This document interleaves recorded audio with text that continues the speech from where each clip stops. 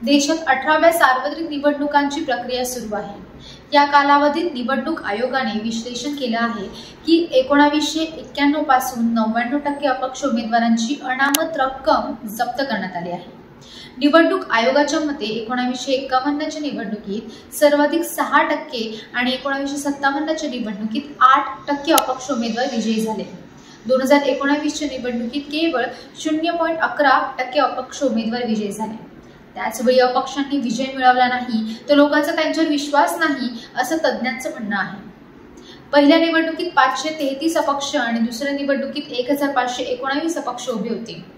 निवडणूक आयोगाच्या मते 1951 ते 52 मध्ये झालेल्या पहिल्या निवडणुकीत 533 अपक्ष उभे होते, त्यापैकी फक्त 37 म्हणजे 6.9% विजयी झाले होते।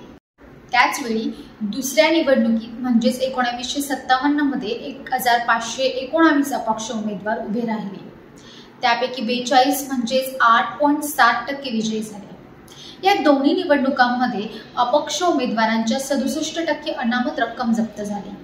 त्याचवेळी 1962च्या निवडणुकीत 20 अपक्ष म्हणजेच 4.2% विजयी झाले आणि 78% उमेदवारांच्या सुरक्षा ठेवी जप्त झाल्या। 1984च्या निवडणुकीत 13 अपक्ष उमेदवार विजयी झाले।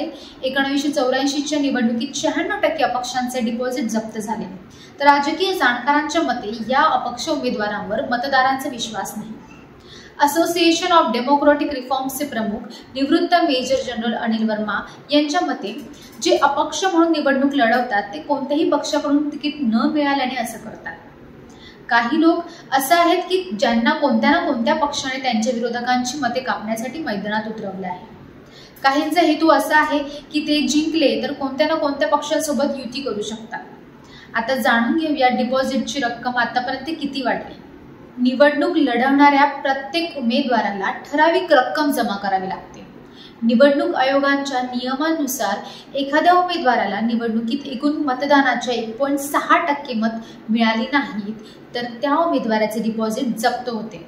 1951च्या निवडणुकीत सामान्य श्रेणीतील उमेदवारासाठी 500 रुपये आणि SC/ST उमेदवारांसाठी 250 रुपये सुरक्षा ठेव होती।